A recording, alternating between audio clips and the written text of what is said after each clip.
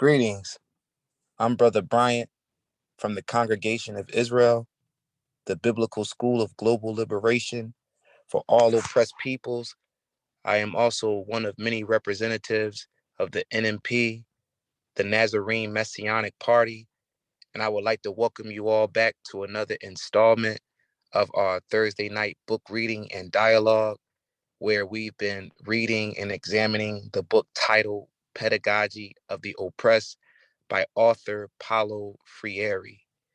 And it's a lot that I want to say this evening as far as a recap, but real quick, I don't want to stand on ceremony here. So let me start how I normally do with the psalm. Uh this is something that's not unusual if anyone has listened to our previous discussions on Thursday night. We always like to start with a psalm. So this evening I'll be reading Psalms 27. Psalms 27 out of the King James Version of the Bible, Psalms 27. And this is a good psalm. I love this psalm, but let me get right into it. Verse 1 reads, "The Lord is my light and my salvation. Whom shall I fear?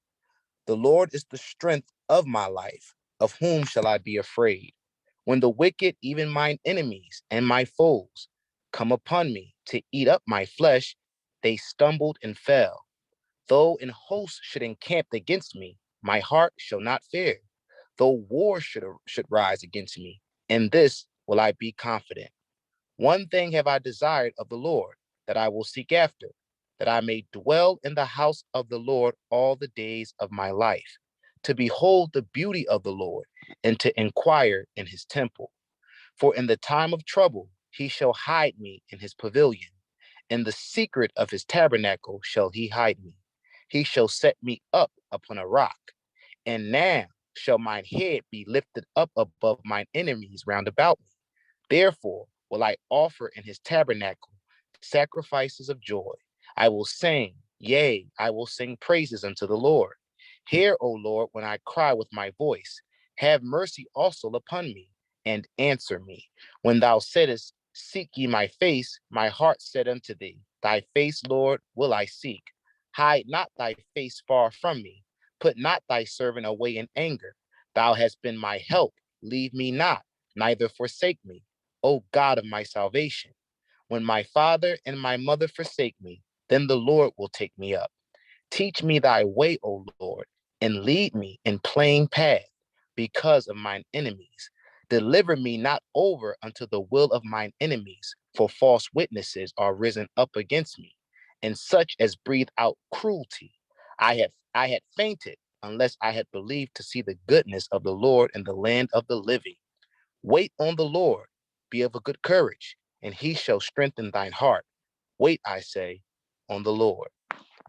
And that was Psalms 27, the book of Psalms, chapter 27. And I'm going to get right into it this evening because I wanted to do a brief recap on what we've read thus far in Pedagogy of the Oppressed. So in chapter 1, we've learned so far that it's this ideal of humanization versus dehumanization.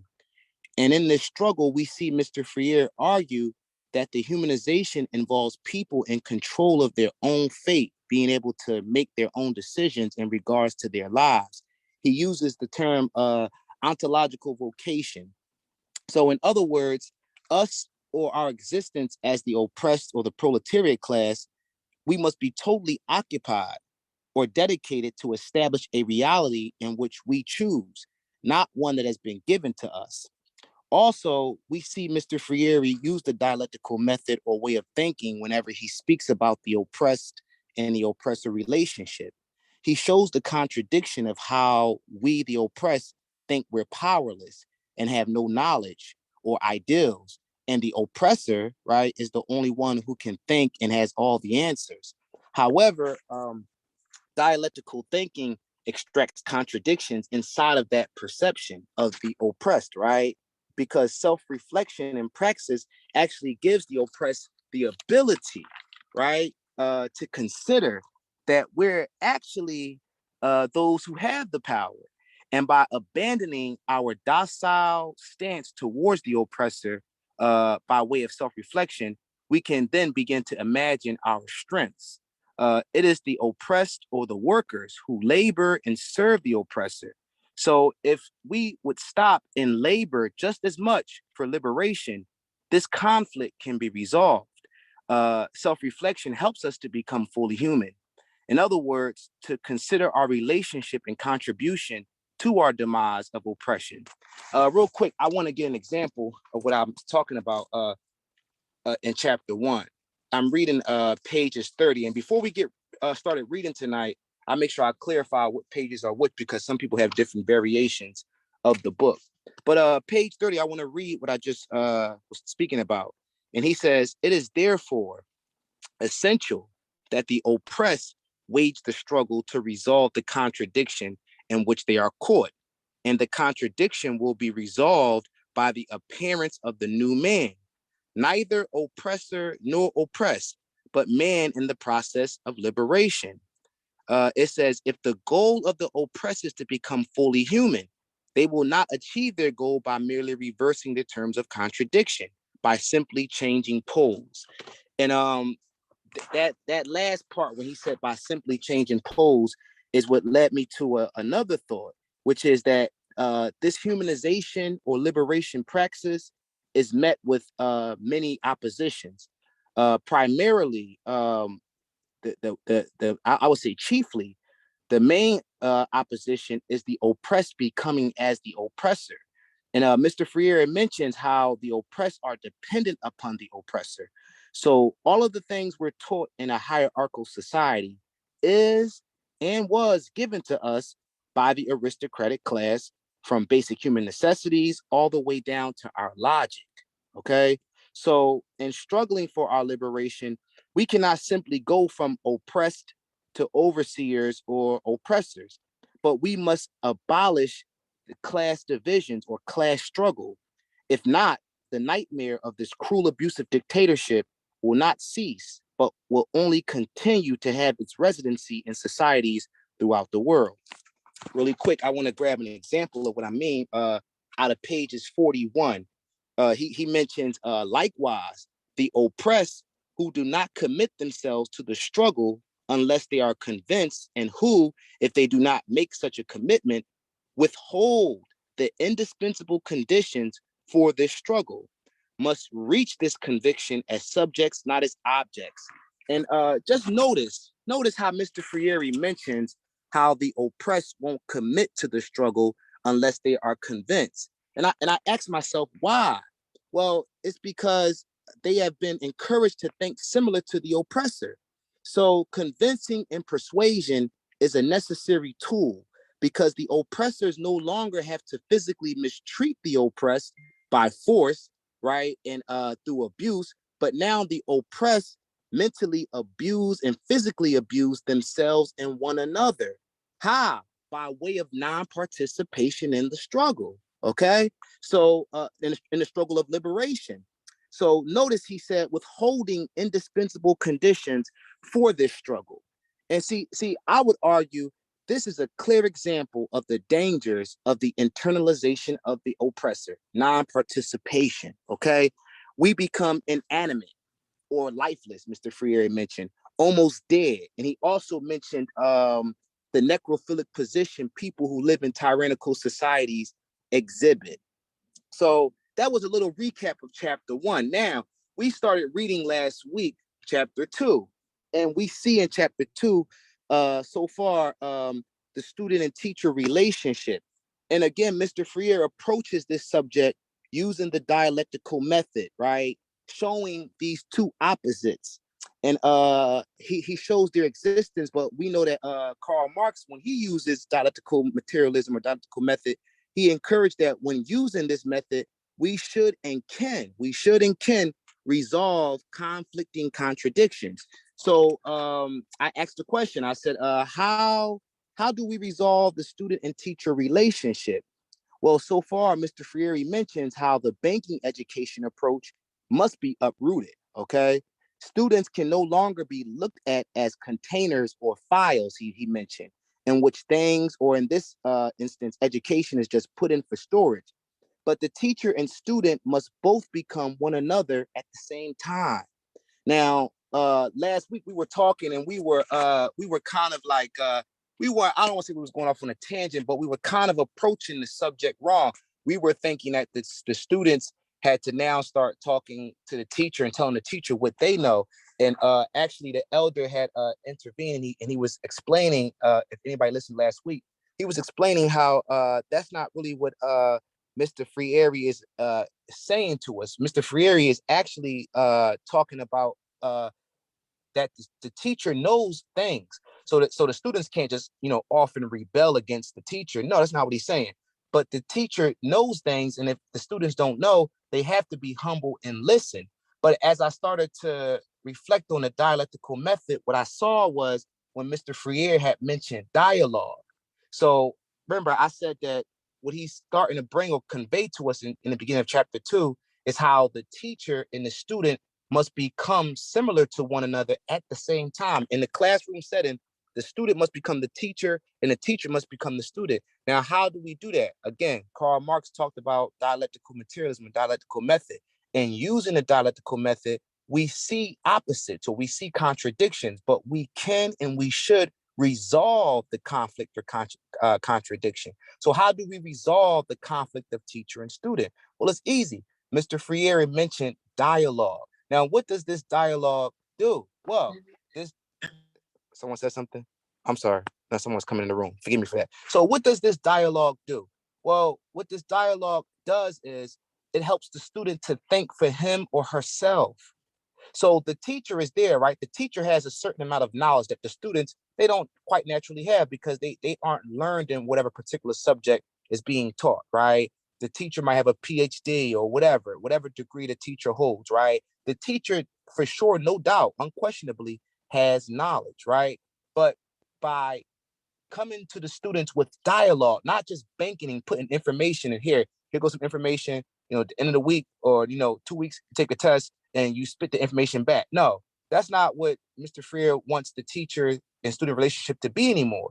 No, the teacher must become a student must become a teacher. How? Through dialogue. And through dialogue, opposing problems or opposing questions to the student from the teacher and allowing the student to draw his or her own conclusion through thinking, right? Because remember, he said, I was mentioning earlier how in the oppressor back and forth riff, the oppressed believe that they don't know anything. Only the oppressor has all the ideals, has all the answers. The same thing is going on in the classroom. But no, when when the teacher allows the student to join him or her within dialogue, the student or the teacher should allow the student to think for him or herself. And when they think for him or herself, they can start to draw conclusions and answers. Now, being that the teacher has knowledge, the teacher can guide them and the teacher can intervene, like how last week our elder intervened and started showing us, well, this is what it may be mentioned. Mr. Freire is saying that's the function of the teacher. So when the students go off, when they're having this dialogue or conversation, because the teacher or the elder has a certain amount of knowledge, they can say, well, no, this is what it's probably bringing out, or did y'all think about this or consider this? But that relationship changes once when the teacher doesn't just put information in them and then want them to regurgitate the information back. No, but through dialogue, Mr. Freire mentions in chapter 2, through this dialogue, this helps the student to think for him or herself. And by them thinking for him or herself, they can draw their own conclusions and they can also see what they know, as well as the teacher can learn what they know. And the teacher, by learning what his students know, the teacher becomes a student at the same time. This is how we use the dialectical method in order to take two opposites and show how they can coexist with one another and how we can resolve the contradictory conflict. So without further ado, that was just a little brief recap on chapter 1 and chapter 2. So without further ado, I'm going to hop right into what I'll do is I'm gonna read a little bit of chapter 2 where we left off, and then what I'll do is I'll give the floor back over to our reader for this evening, Sister Kaya. But real quick, I just want to pick up from the last paragraph. I'm going to bring it right in, bring us up to speed. and then I'll give it over to the comrade. So the last paragraph. Now, really quick, in my edition of Pedagogy to Press, I have the paperback edition. I'm starting off on pages 45. To those that have the anniversary edition, I believe you guys are on pages 72 or 73. Am I correct, Comrade Kaya? Yeah, 70, it is 72 or 73. But if we do it, I know Brother Judah touched last week on that last paragraph, which I'll probably read and talk a little bit about again, but so 72/73. So anybody who has the anniversary edition, you're exactly right. Okay, good. Thank you, comrade. So I'm just going to start the reading so we can kind of get back into the groove of things. And then when I stop, I'll stop at the bottom of pages 45, which is I'm supposing the bottom. Well, I'll stop at the top of pages 73, and then we can start going into this binary list that Mr. Freer mentions. So at the bottom of pages 72 or 45 in my edition, it reads, "In the banking concept of education, knowledge is a gift bestowed by those who consider themselves knowledgeable upon those whom they consider to know nothing, projecting an absolute ignorance onto others. A characteristic of the ideology of oppression negates education and knowledge as processes of inquiry." Okay, the teacher presents himself to his students as their necessary opposite. That's why I was talking about the dialectical method, the opposites, the opposing, right? So by considering their ignorance absolute, he justifies his own existence. The students, alienated like the slave in the Hegelian dialectic, accept their ignorance as justifying the teacher's existence. But unlike the slave, they never discover that they educate the teacher. The raison d'etre of libertarian education, on the other hand, lies in its drive towards reconciliation. Education must begin with the solution of the teacher-student contradiction by reconciling the poles of the contradiction so that both are simultaneously teachers and students. How? Through this dialogue, right? Through the teacher allowing the student to think for him or herself. And that evokes conversation. And through that conversation, the teacher can, in other words, sharpen or take away some of the things that the student may be going off on, or he can add to the conversation. But just banking or just trying to put the information inside of the student and causing the student to regurgitate the information weeks later through a test, Mr. Freire arguing that has to be done away with, because that is not how education truly works. And on top of that, then the contradiction is still there, the same contradiction that we find with the oppressor and the oppressed, whereas the oppressor is the only person that has the ideals. The oppressor is the only person that has the answers. No, the students, if they can think for themselves, they might just possibly be able, by thinking for themselves, draw the right conclusion.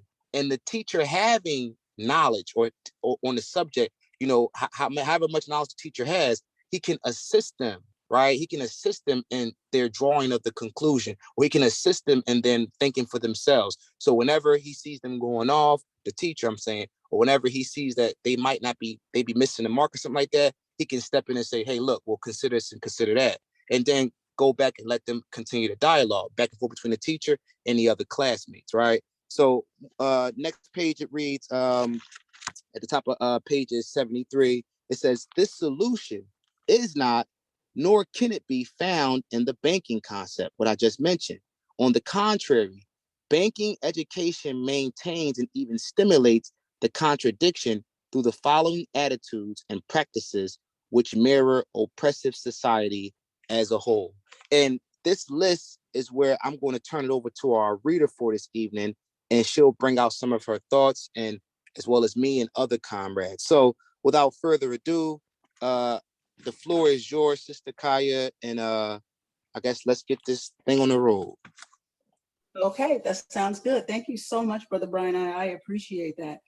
And just so everybody knows, we'll be kind of doing this next week as well. And then after that, I go back to work. So Brother Brian is actually going to be the one to wrap this chapter up and close it out. I'll be in the class after next week. After next week. So next week, it'll be the same setup it is this week. But then after next week, he's going to actually be the main one that's facilitating. and I'll still be in the class kind of giving thoughts and stuff, but I'll be back at work. And so, I want everybody to know that, just in case it's like, okay, what everybody's asking what happened, but that's kind of what that is, because I took a few Thursdays off to be able to just kind of, be able to be home and really focus on this. So again, thank you so much, Brother Brian. And just kind of in response, I guess, to what you were saying, I have some notes written down.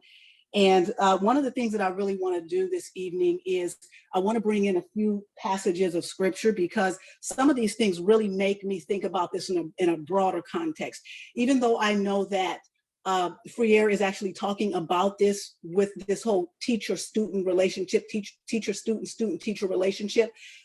There is a way to that I see anyway, that I can see this, and I can see how a lot of this is actually biblical in its basis. And if we become these things that he's actually talking about, how this plays into the kind of a society that I believe that we're supposed to, the kind of consciousness we're supposed to have, and the kind of society that we're supposed to create as the community of faith. And this is really kind of built on this whole idea of rethinking the teacher-student, student-teacher relationship. So I want to read something that I had written down, and this really goes back to, and I am going to get into this list, and I'm going to just adding to what Brother Brian already went over. But I'm going to just read this from this part where it says apart from inquiry and apart from praxis. And that's actually on my page 72. And so here are my notes.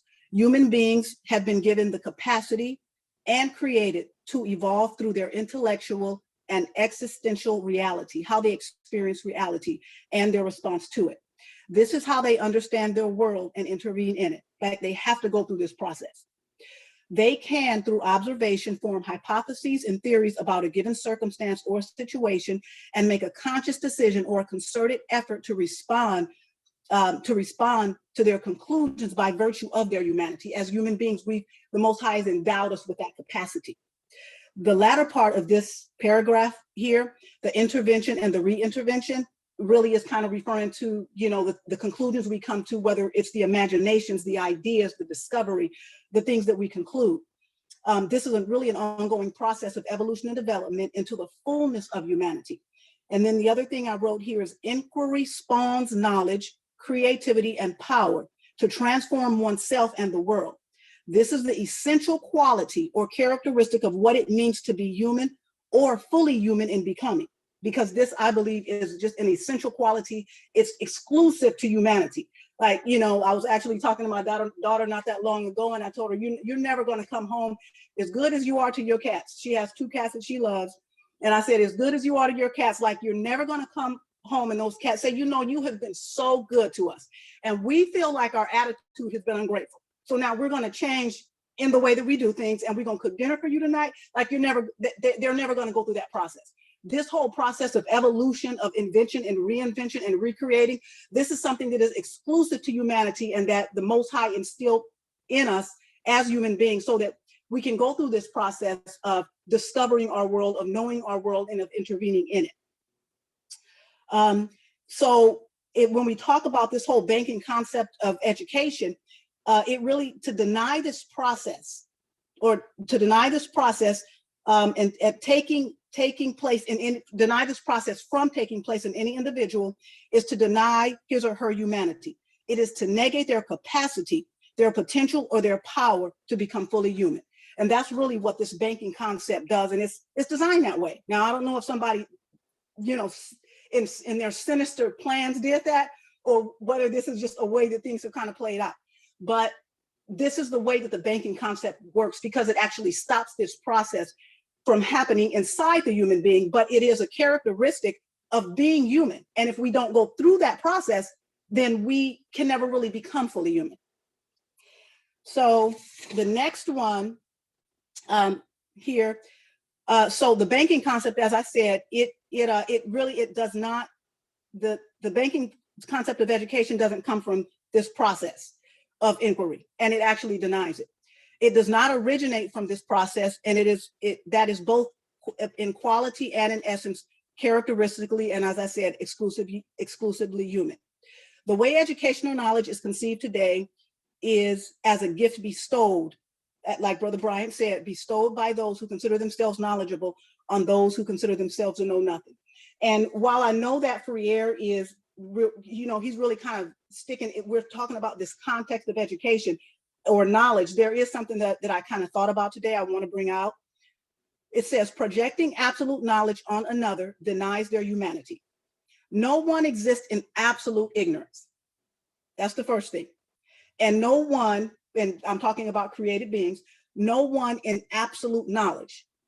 Everything knows something, even a baby, even a, you know, before a baby is born, even they can hear voices, they know something. They can look at, when before they can talk, they can look at the people they know and cry if they're scared because somebody else took them that they don't know. You know, a cat, every living thing knows something.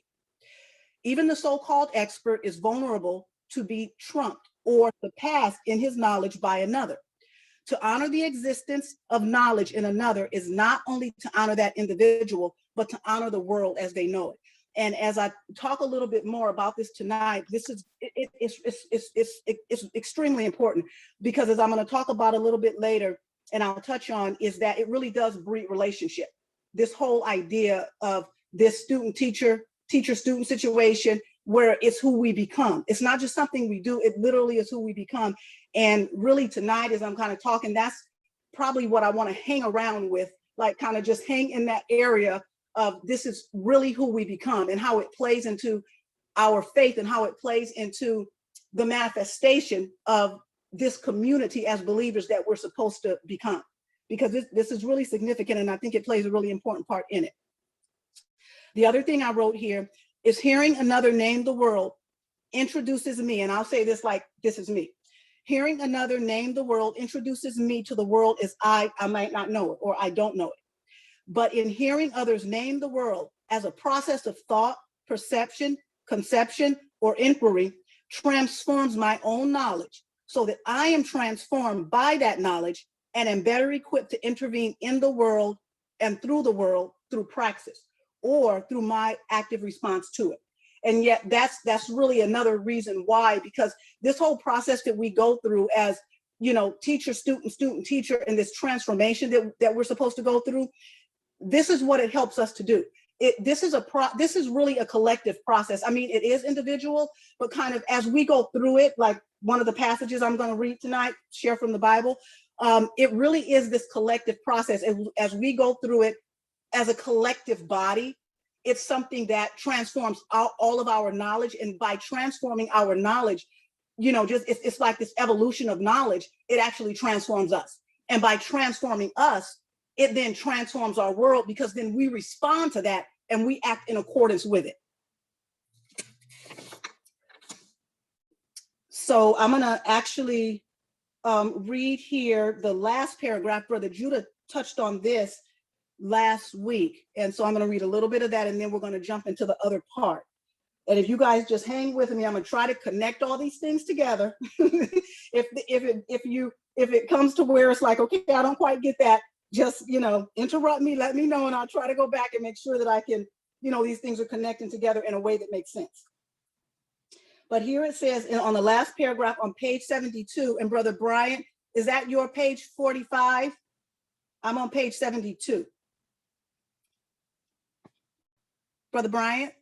Yes, ma'am. That's pages 45. Yeah, because you at 45. Okay. All right. So as he said, okay, so the raison d'etre of libertarian education, on the other hand, lies on education, on the other hand, lies in its drive towards reconciliation. Education must begin with the solution of the teacher-student contradiction by reconciling the poles of the contradiction so that both are simultaneously teachers and students. And so last week I had actually looked this up, but I didn't really talk about it. But that raison d'etre, it is the reason or justification for the existence of something. It is the sole or ultimate purpose of something or someone. Translated in English, it's kind of like the reason to be. So the raison d'etre of libertarian education actually nurtures the student. And this is something that I thought about. The relationship seems to be fundamental to its function, because if we take the time to hear someone else name the world. We have this dialogue. We both become, you have the teacher that's become a student, you have the students that have become teachers. If with this whole interaction at play, this is like a nurturing of relationship, and it's fundamental to this. There is an element of valuing the other, listening to the other, loving the other. The raison d'etre of libertarian education values students. It does not utilize them. And that kind of goes back to this whole idea of, where it talked about the students being the object, or like Brother Bryant read earlier, where he read how let's see here, let me go back up here. It talks this particular, I'll read this paragraph. In the banking concept of education, knowledge is a gift bestowed by those who consider themselves knowledgeable upon those who they consider to know nothing. Projecting an absolute ignorance onto others, a characteristic of the ideology of oppression, negates education and knowledge as a process of inquiry. The teacher presents himself as the student's necessary opposite. By considering their ignorance absolute, he justifies his own existence. This is a way, in my estimation, that in some ways he's utilizing the students. The students, alienated like the slave in the Hegelian dialectic, accept their ignorance as justifying the teacher's existence. So, that the teacher is even there. It's like, oh, the teacher is here, so, they accept their ignorance. One of the things that I wrote down here is that it says, I'm here so you, and this is the teacher, I'm here so you can know what you could not possibly know if I were not here. The teacher is here so that the student will know what they couldn't possibly know. And then on the other side, it's like the students are saying the teacher is here because I can't know this thing. So we have these two things going on, but in this, when we look at it in a different way, when we look at it the way Freire is saying, this whole structure does not utilize the student. It actually values them. So another way to think about the raison d'etre in the essence of why it exists in the way that it does because of what it does. Its means is justified by its end, or its existence for its purpose. The process of the libertarian education validates its objective, what it actually does. And so just in the essence of what this thing is, it is designed to deal with this whole contradiction situation, but that causes in some way the teacher and the student to be alienated from each other, but this dangerous, unhealthy structure really is kind of like a microcosm of oppression. And that's the thing that has got to be changed, so that being fully human, we can all, as human beings, as a collective whole, know each other, know our world, and do really what the Most High has created mankind to do, to intervene in their world, to create the experience that He has ordained for us to create. Does anybody have anything that they want to add? Okay, so I will go on here to the next one. What I want to do is I want to read a little bit from, I know this is going to seem weird, but I do want to read something from Ephesians real quick, because I thought of something as I was kind of going through this and reading a little bit of this today. And it made me think of something that came to me when I was reading Ephesians some time ago. But the first thing that I want to say is kind of when I think about this, the student-teacher relationship or the teacher-student relationship in this new way, I literally think about the necessity of our evolution into a new way of existing in the world. Because sometimes we could just think about this, changing this thing kind of external to us. But this is really something that happens on the inside of us. It's like this new birth is who we become. This new way of thinking about the teacher-student relationship is the precursor to a new way of being. It is an equalizer. It breaks down the power structures that underlie oppression, exploitation, and abuse of power. This new man is at the center of the new world, the authentic human being. Thus, our very way of being, we must become both. So when I think about this idea of this teacher-student relationship and thinking about this whole idea of education, it really is to transform and change us. And I don't think about it just in terms of a classroom.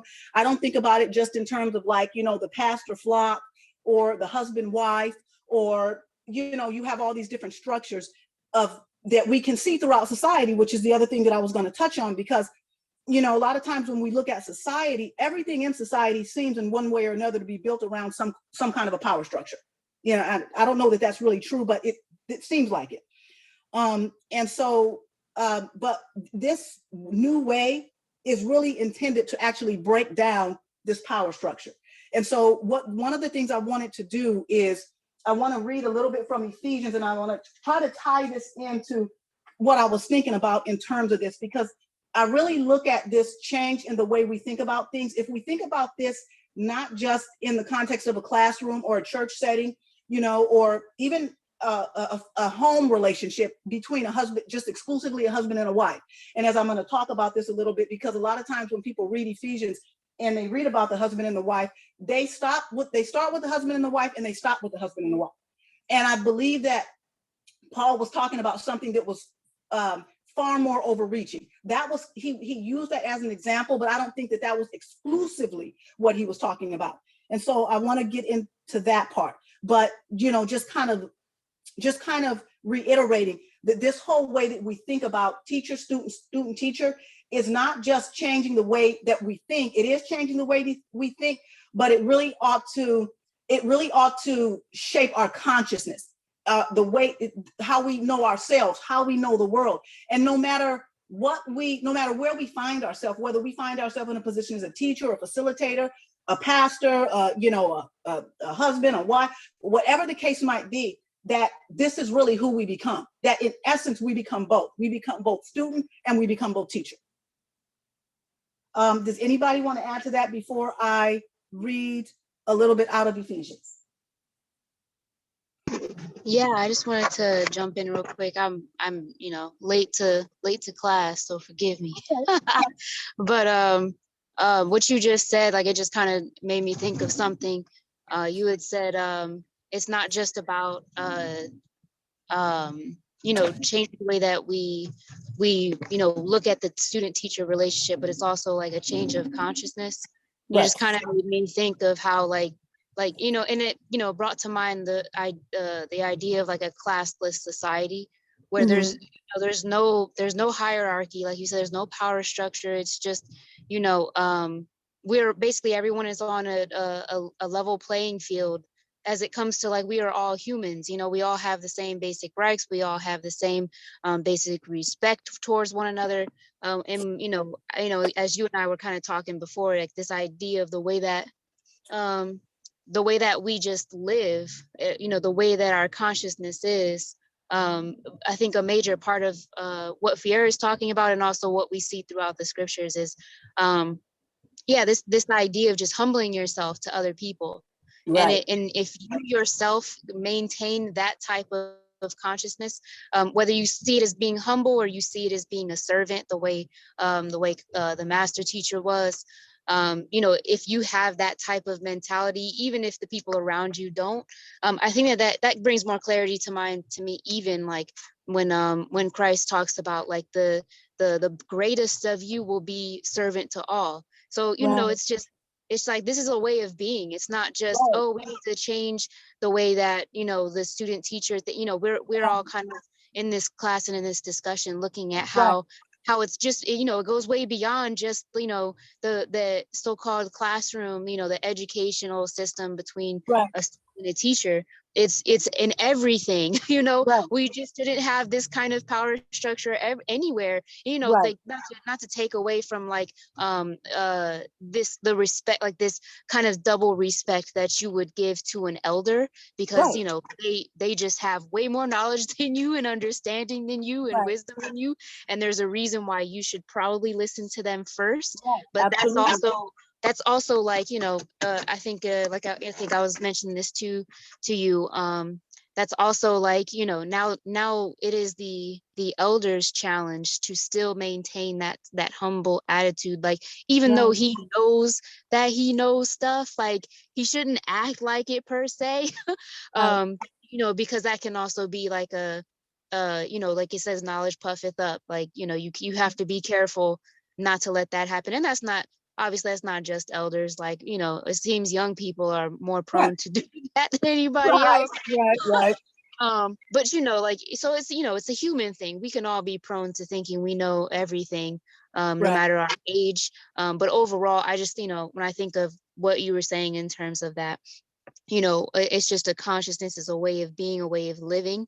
It's supposed to permeate throughout our lives and every relationship that we have and throughout the whole of society, so that, Right. nobody is looking down on another person as if they have less value. Right. You can, like, again, like giving to the idea that somebody can have less understanding than you in a certain area, but that doesn't mean that they don't have more understanding than you in a different area. So there's no reason to look down on them just because they don't know something that, maybe you spent a bunch of years studying. Like, not Right. everybody can study everything. And I think that's a Right. main reason why the Most High put it the way that it is, where everyone is Right. supposed to come together. Everyone has their own piece, their own expertise, their own gifts, and Right. that's just the way that it works. And it will only work if we humble ourselves to one another in that way, so that, like you said, like as a teacher, this person can explain to another, this is what I know and understand about the world through my experience and my study, and in reciprocating, or and vice versa. You become the student when that person you just taught is like, well, this is what I know about this other thing that you know nothing Right. about. So I think that that's and it's a beautiful design, I think, when I really understand it, and or consider it, I should say. The way that the Lord put it together, and the way that like human relationship and interdependence can really play out. And Right. I'll end with this, because that word, or that thought just now, kind of made me think about the way harmony works within the creation itself. Like everything works in balance with each other. Right. Anytime there is a imbalance, something is dying, or something is if there's a disease, or something is sucking the life out of one thing. There's an imbalance. Whenever there's an imbalance in, like, I guess you could say, kind of power over another, it creates death, essentially. And even just, we can just look at the creation and see that. So, why would we think human relationships in any form or capacity are different? So Right. yeah, with that, I'll yield. That's true. That is true. Does anybody else want to add? Okay. So yeah, no, that's so true, Sister Shane. I mean, that's very true, because, and I think that goes back to, like, kind of what I was talking about. Even when somebody is a teacher or whatever, it's, they, even if they're, they've been trained in one thing, they don't know everything about that one thing that they've been trained in. So, I mean, somebody else can come along and actually add something that might open their eyes to something, even somebody who may not have as much knowledge. So yeah, I think that this is certainly a way of being, that helps us to express love, and that helps us to grow in love, and that helps us to grow in godliness. So I'm going to read a little bit of Ephesians. It's actually going to be chapter 5 and verses 21 through 29. And so I'm gonna do that and do my best to try to, connect how I kind of feel like these things play into each other. And again, this really has, because a lot of times, like I said, people start with the marriage relationship, they end with the marriage relationship. And a lot of times I think when we read these, that people think that they look at that, but they don't look at the bigger thing. And sometimes I even, one of the classes that I was in, and one of my professors was talking about how Paul, when he talked about a lot of times we'll see him talk about this, the husband, wife, or the family. It was kind of, this family had somewhat of a different structure. Like, it wasn't like what we think about today, the nuclear family. You have the husband and the wife, and then you have some kids. A lot of times in some of these societies, in these times, maybe around the 1st century or somewhere, the family was made up of, I think he was called the pater familiar. Brother Judah, can you help me pronounce that? Pater familiar. Hold on one second. I got it written down somewhere. See if I can find it. Anyway, I'm just going to tell you who he was. So he actually was kind of he was the husband, he was the father, but everything in the household existed for his benefit. So, you have the wife under him, the children under her, then you have the servants, and you have the slaves, and everybody was in rank, and you have these hierarchies. And so one of the things that Paul was talking about was how Paul really drew from some of the philosophers of his day. So, you know, you think about Aristotle and Socrates, Plato, and what they were describing is they wanted to, when these philosophers wanted to talk about the just society, they had a way of talking about the just society, but because it would have taken too long for them to talk about the just society in the context of like trying to address every little nook and cranny of it, they kind of looked at the family as a microcosm of it. And so now Paul comes in and he's kind of pulling from this, but he's kind of juxtaposing that just society, which is not like the society of the family of faith, which is not like the society that the Most High wants to bring about. That society is based on hierarchy. The society that the Most High wants to bring about is not based on hierarchy. So with that, I'm going to read these verses, and it starts out, and I'm actually reading from the Brit Kadishah, the Interlinear Hebrew New Testament. And Brother Judah kind of turned me on to this, and I got it yesterday. So I'm going to read from it, and I really think it's a beautiful way that it reads, and it really helps us to see that when Paul is talking about, he's putting this thing in this context of this husband-wife relationship that is really the example for what this community is supposed to be like. It just expresses it in a beautiful way. So in verse 21, it says, being submitted to one another in a reverent fear and awe of God. And then verse 22, it says, now the wives, you must submit yourselves to your own husbands as to the Lord. As to the Lord, because the husband is the head of the wife, even as the anointed one is head of the entire called out citizenry. And he himself is the savior of the body. Moreover, just as the entire called out citizenry is subject to the anointed one, in this manner, also the wives to their own husbands in everything. So this is like an attitude. This is a posture that she takes. But if we look at back at verse 21, this is really a posture that the whole community takes. But it's like the husband and wife is kind of, we're looking at them as this example of what that's supposed to look like in the context of community, how we're submitting to each other, how we're loving each other, how we're preferring each other. And so it goes on to say in verse 24, moreover, I may have read this before, but moreover, just as the entire called out citizenry is subject to the anointed one, in this manner also wives to their own husbands in everything. Verse 25. Now the husbands, you must love your own wives just as the anointed one also loved the entire called out citizenry and handed himself over on her behalf. Verse 26, in order that he might cleanse her and make her holy, purifying her with the bathing of the water by utterance. Verse 27, and he might present her to himself glorious, the entire called out citizenry, not having stain or wrinkle or anything, but rather that she should be holy and without blemish. Verse 28, in this manner, the husbands are obligated to love their own wives as their own bodies. The one loving his wife loves himself. And then verse 29, for not even one man ever hated his own flesh, but rather he entirely nourishes and cherishingly broods over it, just as even the Lord does for the entire called out citizenry. And when I read that, I was like super excited. I mean, I don't know, it was profound to me because it made me realize even more so. I don't know, Brother Judah, if you remember, it was like probably a year and a half ago, and I was reading Ephesians and I was calling you. I was like, I think isn't this like a whole community type situation? And you were telling me, yeah, you thought that that's what it was. But then when I read it in this version, like in the Brit Kadishah today, I've never read it like that. And I just think it really brings it to, this is what this is. And the one thing that I thought about, so some of the thoughts that came to me, hold on real quick, because I got my notes here.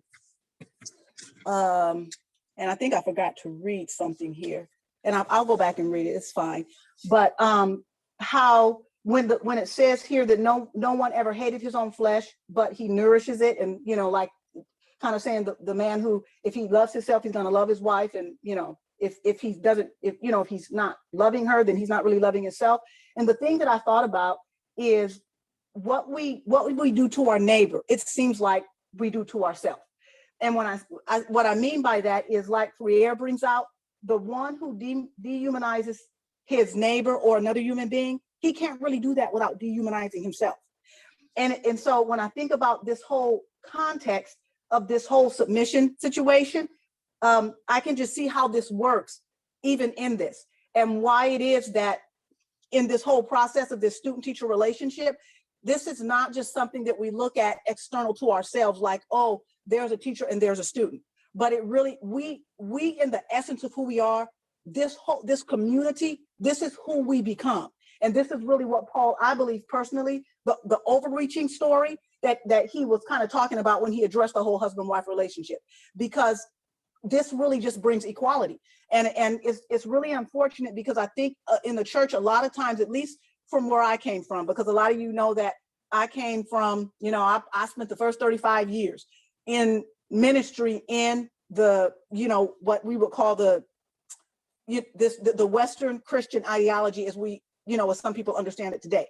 And in that way, they do start with the husband-wife relationship and they end with it. They don't really see further than that. And it's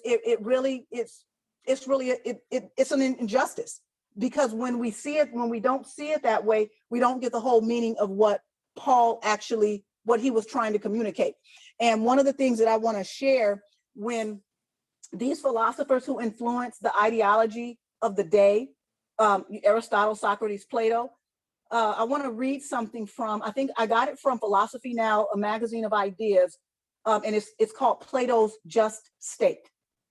And it says, Plato's conception of justice is informed by his conviction that everything in nature is part of a hierarchy, and that nature is ideally a vast harmony, a cosmic symphony, every species and every individual serving a purpose. In this vision, anarchy is the supreme vice, the most unnatural and unjust state of affairs. The just state, then, like nature, is hierarchical.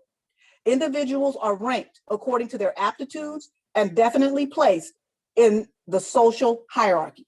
And so I think one of the things that Paul was really trying to do is he was trying to relate what he was teaching to how the people existed at that time and in the world. He was trying to make these connections. But whereas I think a lot of times people think that Paul was, he was affirming these power structures. I think that based on, at least from what I see, it seems like he actually was trying to tear those power structures down. I don't think that that's what he was doing. And in this sense, I'm going to go into my notes here, and this is what I actually wrote. It seems that Paul is drawing from this, but in doing so is relating the existential experience of the Ephesians to their world. And in making these connections, Paul is breaking down the power structures inherent in what is really an unjust society. Moreover, he is showing them that there is no hierarchy. In that sense, he is in this just community as humanity was created to exist. And then I go into what is unfortunate and how people do that. And it says, Paul is not establishing a power structure. In reality, he is breaking it down, not in lording over and utilizing one another, as we going back to this teacher-student relationship, that the whole, when someone when they put on somebody like total ignorance and justify their own existence, and, these students become empty objects that are just needed to be filled. Mankind is utilizing each other in some kind of way, but that's what happens in the oppressive society. So they're kind of being, geared to do that. And so this is not what Paul is doing. So he's not lording over, he's not utilizing, which is what that banking system does, one another, but loving one another through an attitude of submission. Does anybody have anything that they want to add to that? Well, I'm trying to find I would like to add to it. I think that's a excellent observation, bringing that out. I definitely understand what you're saying. I think I will agree 100%. And I also believe what will support your position is when the Messiah was explaining in John chapter 14 that he told the disciples or what you will call, AKA his church, that you should love one another as I have loved you. Right. So he's actually confirming, as Paul is explaining, how Christ loved the church.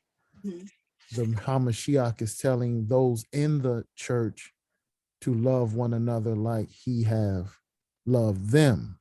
Right. And that is, again, when we understand, as we talk about this idea of love and how to deal with one another. So yeah, I think that's an excellent point.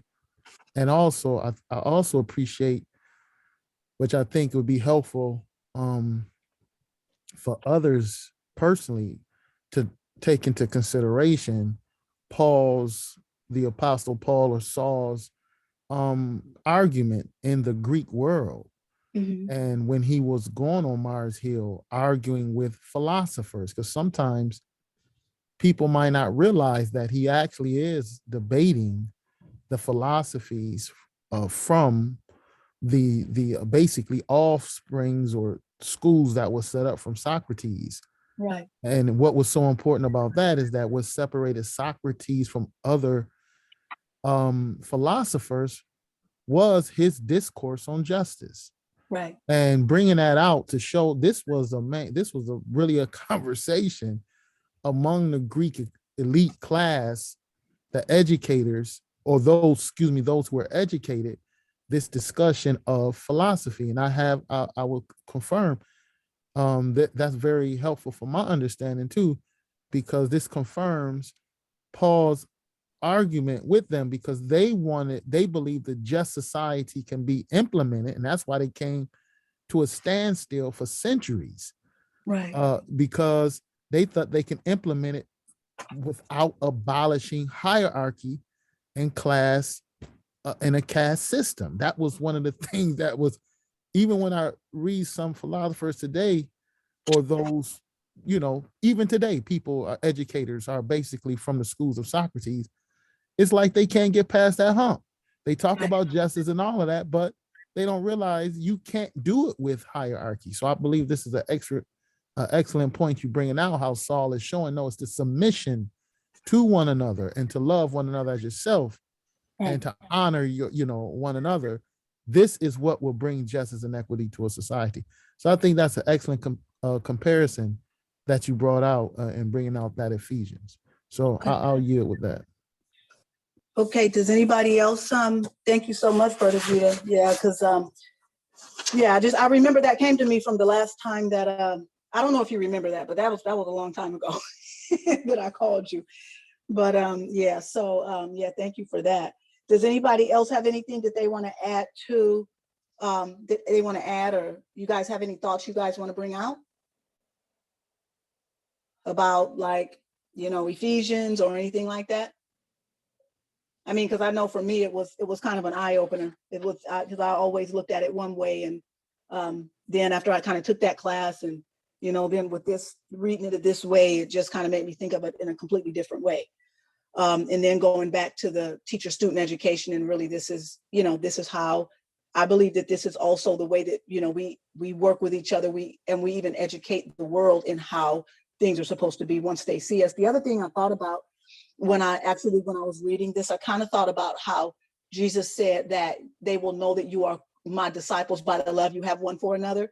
There's a way that we operate and that we are with one another, and that we are in the world and with the world, the way that we know it. And that's the way that they're going to know that we belong to him. And I really believe that some part of this is, as we act according to it, I believe that some part of this is what is going to mark us, what is going to set us apart, that is going to make us stand out. And they're going to look at us and say, those people are different because of how we deal with one another, which is very much unlike this whole way that the world does. Yeah. And, so did somebody want to add? Yeah, I was just agreeing, but what else had just come to my mind as well is the Greek philosophers' contempt with real democracy. And that's one of the reasons why they have a problem with, they didn't believe democracy will work, is because pretty much you have human beings who they just consider stupid. They can't get it. They can't so therefore you always need a controlling body to control people, certain peoples, because they just is, so that's another problem that the Greek world have. So they have to present this education where okay, let me just tell you what to do, Right. because they don't believe human beings have that capacity. And that's Right. why, again, that's very interesting that they scorn real democracy. So I'll yield with that. Okay. Yeah, and that actually, oh, go ahead. Somebody want to say something? Yeah. I just wanted to come back on what Brother Judah just brought out, and I have a question about that. But wouldn't it be like in their system, in their inception of the way that they built the current system inside the world, that we wouldn't know unless we like go to their universities or go to their schools of quote unquote higher learning to learn their way, the system of their way. Because otherwise, yeah, I guess you would look stupid because you don't you're not attached to their thought process. But yeah, answer that for me, Brother Jude. From what I understand, at least so far, is that no, they really believe that there's certain genetic defects. And I think that's probably where the eugenics paradigm come in. Yeah, because the barbarians and those who they believe that no, you just don't have what it takes to be what they will probably say. To even live. Yeah, I mean, you don't got what it takes to live. To be independent, to be on your own without right. being controlled, and that is a argument that I've seen or learned of the ruling class from antebellum slavery to the Romans and the Greeks and the barbarians. And this is one of their arguments where they feel they must go, and their controlling over people is to them liberating. This idea of Pax Romana, they're creating liberation and peace by just totally controlling people. And that's their reasoning. They don't really believe people have the capacity to learn and govern themselves. And whether people realize it or not, even among our communities, I mean, we live it out in a sense of being ignorant. So, I mean, but we do. That's what fear is showing. We know we have the capacity. It just has to be brought out of us. But they, on the other end, no, they won't. They argue, no, you can't. We can't leave African American alone because they don't have the capacity to govern themselves. So that reasoning is alive and well, no matter how much education. They don't even believe you can handle it. That's what I have learned, at least in a short answer. Right. That's a definite unruly evil right there. That whole thought process to just think man can't govern himself when society before any system was built mankind brought himself to that point to where they started building systems and things like that. So it's proven fact that they can do it and that they can survive and that they can make it. It's just the way that they're thinking about how to make it and what making it really is and what living and what life really is. That's really an unruly evil because they're just stepping on each other, everybody, and it doesn't matter. Yeah, I would like to say this too. What goes into it, it's another argument against the ruling class, is because they don't just dehumanize, they also ignore the very life of things in existence. Everything becomes a thing to them. Right. And it's to be manipulated and controlled. And that is the mentality. I would say that is an evil mentality I believe the Bible is bringing out. Everything is to be nothing, whether it is the ecosystem, whatever it is, it's not right. They got to fix it. They have to manipulate it how they want it. and they Right. ignore the intelligent design that it already have, or the design of societies before they intervene. They call them barbarians. But these societies, other philosophers learned, were on a higher level of superiority and equity than they can ever come to as far as civilized empire. You know, so yeah, it's a very interesting thing what history reveals on that, you know. But I'll yield with that. And I got a buddy that says that that the type of people that we talking about, they are masters at building systems. And you kind of just said it, like no matter what it is, they have to attempt to build a system for it. And so in actuality, they're trying to really, they're the ones really who are trying to understand things, but inside of, you know, their thought process. And so they build a system for whatever it is, and now they can understand it. But outside of that understanding, man functions perfectly. Yeah, because their understandings, in fact, they're destructive. And that's the paradox. They think that they're fixing it or making it better. And their understanding really isn't understanding. It's confusion and chaotic. And that is the problem. That's the insanity of it all, where you have this intelligent design and they're coming to wreck it. They're going to wreck it. But in their mind, they're fixing it. You know, so really, they don't really have a master of design, really. It's just really chaotic and destructive. And they don't realize it because of, like the scriptures teach, they have been what we say possessed, demonically possessed, psychotic. You know, it's very interesting. But in their minds, they know. They have been deceived to believe a lie, I would say. I'll yield again. Shalom. I agree. I think the one thing, just listen to the conversation as it got in. Listen to the conversation. I think what I find fascinating is that the ruling class will set an environment for people to fail. Or they'll set these roadblocks. They'll put a whole system together deliberately for you to stumble and fall and not be able to progress in it, and then turn and point the finger and say, look, they need us. They can function. But they had it set up and have the table so manipulated against the people that when you're walking through that, and they just count our failings and our misgivings and things of that, and they just deliberately do that to us, and then turn around and say, look, this is why we got to control. This is why we have to have dominion over. It's like they just stack the deck and just point the finger at us. And I yield. And so I think, like Brother Tim, Brother Judah, I was looking at this this paragraph that's actually more towards, it's actually on the last page.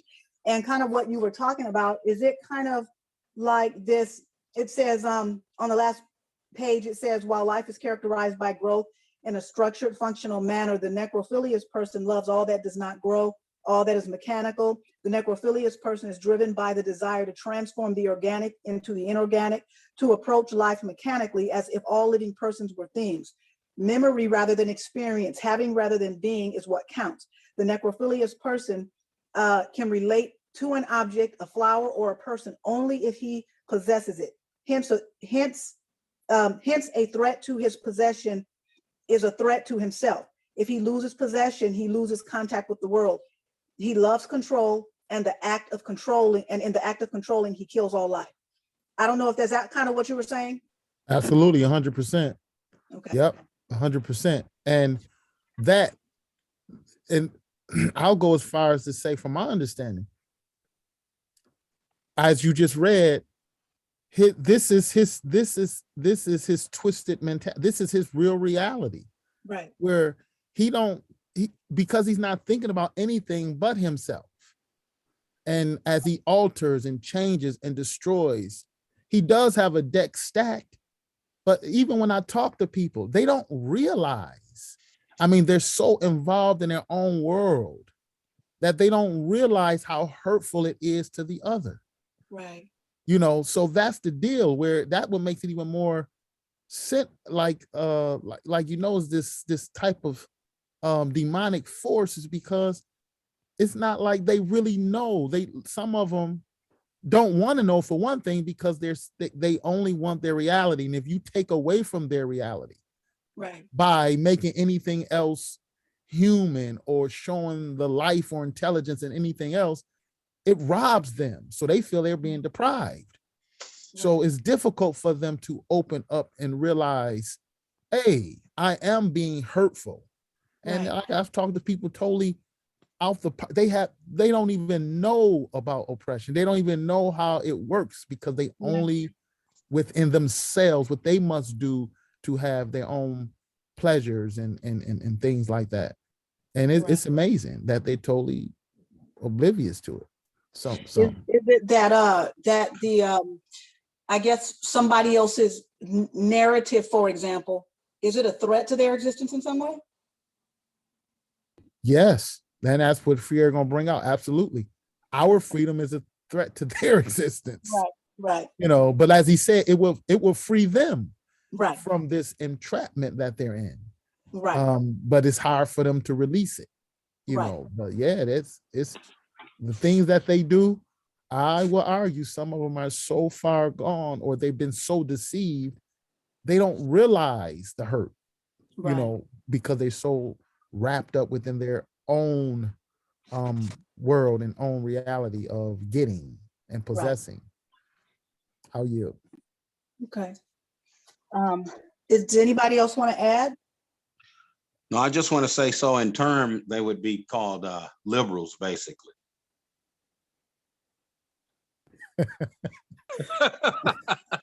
I mean, you know what I mean. I think the liberals make up a large part of it, but you know.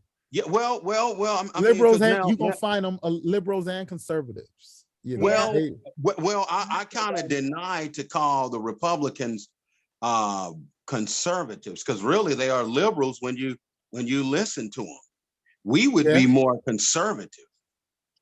We would be more conservative. I mean, looking at I guess it depends their context of conserving and wanting to keep what's already in existence. Well, I mean, it would still be based off of that individualistic power structure, though. It would have nothing to do with the participation of a collective.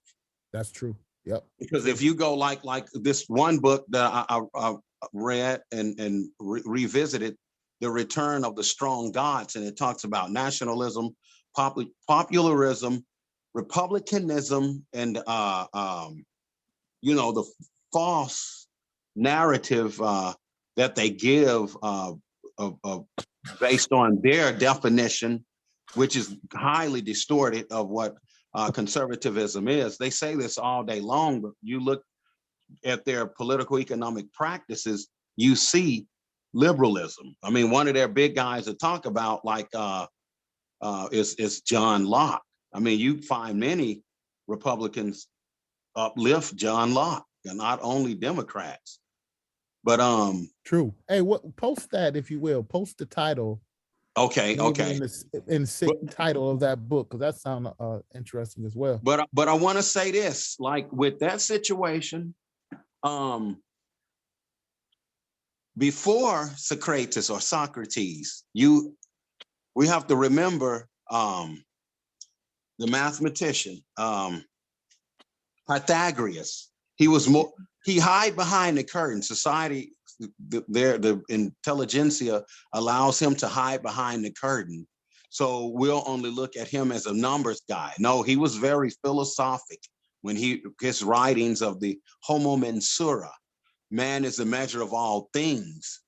And if you read the Apology and go into the Republic, book 6, from book 1 to book 6 in the Republic, you can see there's a bit of twisting of Plato.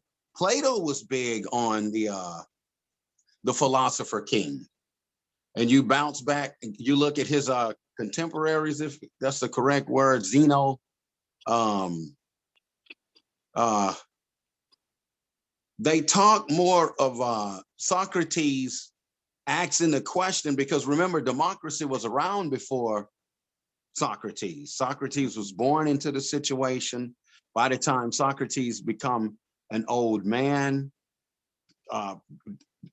Theocletians, I'm trying to remember his name. I have it written down.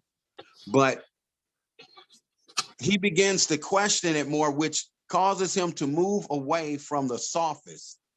And he always believed the public will not know democracy because they're not educated.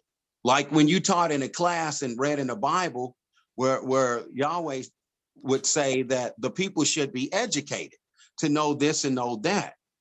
And the sophists, they were known for charging, and it was different stipulations in order to be educated, right? In the Yes. Greek society. Right. Okay, Socrates was totally against that. Not saying he was this angel at all, but when you read Plato's contemporary, you see there's a bit of a twist, and especially when you go from a comparative study between book 1, Republic, and book 6, Republic, and back to the Apology, you see two different mindsets there, because Plato was still this, this soiree guy, very elite. He was still stuck into that. He highly believed in the philosopher king, and he would be the one because he knows this and no, but he never mentioned about him from himself, especially, even when he tried to give the character of Socrates. But he have to admit in book 6 that, hey, this is Socrates. That we wouldn't know democracy. People wouldn't know it. They wouldn't understand law. You have to give them a chance. They have to be educated. Mhm. And that's really why he was moved to create the Socratic method. Like we talked one evening before, with the questioning and moving the student to even question, and he admitting himself. I'm not saying that this man is an angel or he's a saint or anything like that, but You make a reference to Socrates, how Socrates' methods. yes, but Pythagoras is an author in the Greek, he's pre-Socratic, and yes, he is a philosopher, even though they hide him behind the curtain. He's more than a numbers man. And with those numbers, he looked at everything in a very mechanical way. When the sister was saying that, I thought about the work that he had, Homo Mensura. Mankind is a measure of all things.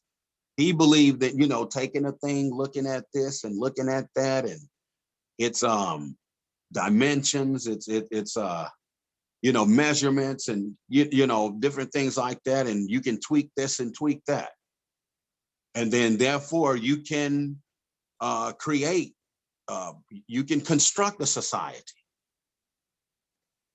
And he was pre-Socratic. He was very, to me, he was a sinister guy in the way he thought. I sent a video a long time ago, and it was based off of a video game. So the video game was supposed to show like how he was hungry for power. He left his wife and kids to go for knowledge and things like that. Which, I mean, so if I'm not mistaken, I think I could be. If I'm not mistaken, I think Pythagoras is the essence of his teaching was realized again in the age of enlightenment. Yeah, exactly. Yeah. So he was that, because the critique of reason, Immanuel Kant, he speaks of him. He speaks of and to a certain degree, Friedrich Nietzsche also do this too when he mentions about the Superman in his work. I'm trying to think of the book. But to but I also just like to draw it together. And I guess that's where you can get off, because of these reasonings of the philosophers. Yeah. They can get away. Other people in society who know things on how things really work, it will actually be a contradiction often to some of the conclusions that these philosophers have come to. It's And true. therefore that banking education again will be a necessity for that Greco-Roman world. So yeah, that's very interesting. Because it's very pyramidal, right? Yeah. Yeah, I'll yield. I yield as well. Okay. Anybody else? That was a really interesting conversation, and I'm really, for me personally, it's like, okay, it just lets me know, and I don't know, I mean, how many others here know a lot about the philosophers. I know, I've heard of them and read a tiny bit about them, but not a lot. And so I think it is like, it's so important to read those philosophers, just basically to get an understanding of our own present way of being in the world, because that had a lot to do with, it seems, the way that we exist in the world today and how we know the world. I mean, even when it comes down to this teacher-student relationship. So anyway, Sister, I had a question because I missed it. Informative. Before you started, you was reading something. I caught the end of it where you was reading something where they was mentioning Paul in Ephesians was making reference to the Greek philosopher. Oh yeah, hold on. Let me see here what I have that here somewhere. One second. This one I got it off of. Oh, you mean the one I got off Philosophy Now, a magazine of ideas, Plato's Just State? That one too, but it was one before that. I think it was quoting or explaining how they were. I thought you were saying individuals also explaining how Paul was showing the juxtaposition of the family in comparison. Oh yeah. Because I was kind of thinking back to one of the classes in he was talking about the paterfamilia, like the man, because everything revolved around the man. Yeah, that's the idea of family. The man was the owner. Right. And they so it was a professor who you was making reference to? Right. I got you. So he was just kind of explaining how the family in that day when Paul wrote about this, because the philosophers used the family to talk about the just society. It was kind of like a microcosm of because they couldn't really, it took too long and it was too expansive to talk about everything that made up the just society, but a main part of that was hierarchy. And so they used the family as this kind of microcosm example of how the just society ought to operate. But then, he was just kind of going into the structure, slaves, wife, and it goes back to what you guys were saying, that, the woman was like, in her essence, she was literally less, because they felt like she was not able to control her passions, she just needed somebody to kind of show her what to do, be there to, rule over her in some kind of a way. And so these ideologies, I mean, they were real, and they were, like he said the wife was, the husband was 100% human. And I think he was being funny. He said the wife was like 90%, but she probably wasn't any more than that. Then you go down to the kids, the male children were maybe like, 60%, but they have the potential to be fully human. The female children, they could get close, but they wouldn't be exactly human. That's right. And then the slaves, they could just forget it. That's right. That was the family. That's right. So he was taking that he was using that, he was kind of juxtaposing that idea that they were using to explain the just society, and people had their places that they could not, I won't say there was no social mobility, but people were really, I guess they kind of categorized people based on these what they thought was innate to a person, and not, the person maybe couldn't get away from that. Yeah. And so just kind of juxtaposing that to the just society of the family of the Most High, and how he's breaking down those structures. And that's not at all what it was. And even when he addressed the wife first, and then the kids first, and then the slaves first, he was flipping it on its head, because normally you had the husbands who would have had the status, especially the ones, because he made the point that a husband who had property and had money was different from one who didn't. So the one who had, had this kind of status because he had these things, he wasn't exactly like the one who didn't have. you know, and most of the time that was who was considered the freest and the most human. Not necessarily, so I'm not saying that for all males. I'm just saying that for specifically the ones who, you know, were more like, I guess you might say, in the ruling class. Excellent. Yeah, that's an excellent. I appreciate that. Yep. Yeah. Excellent comparison. Thank you. So, yeah. So does anybody else have anything that that they're thinking about? Any thoughts? Anybody want to add anything? Okay, so I just wanted to, well, maybe I'll do this later. I'm trying to figure out where I got notes all over the place. Let's see here. Maybe I will jump in now and read these on page 73. We'll go to page 73. Page 73 is page 46 for those who don't have the 50th anniversary edition. And so I'm going to read these, and then I'm just going to share a few thoughts like that came to me. First, I'm going to read them, and then I'm going to go back and kind of just share like some thoughts that I think could come, that somebody could surmise, or maybe, you know, unconsciously a student could take from these statements, and they might internalize it to prepare them for their place in an unjust society, or in this society that is, you know, based on oppression and these abuse of power. So the first one is, actually I'll start at the top. It says the solution is not, nor can it be found in the banking concept. On the contrary, a banking education maintains and even stimulates the contradiction through the following attitudes and practices, which mirror oppressive society as a whole. The teacher teaches and the students are taught. The teacher knows everything and the students know nothing. The teacher thinks and the students are thought about. The teacher talks and the students listen meekly. The teacher disciplines and the students are disciplined. The teacher chooses and enforces his choice and the students comply. The teacher acts and the students have the illusion of acting through the actions of the teacher. The teacher chooses the program content and the students who were not consulted adapt to it. The teacher confuses the authority of knowledge with his or her own professional authority, which she and he sets in opposition to the freedom of the students.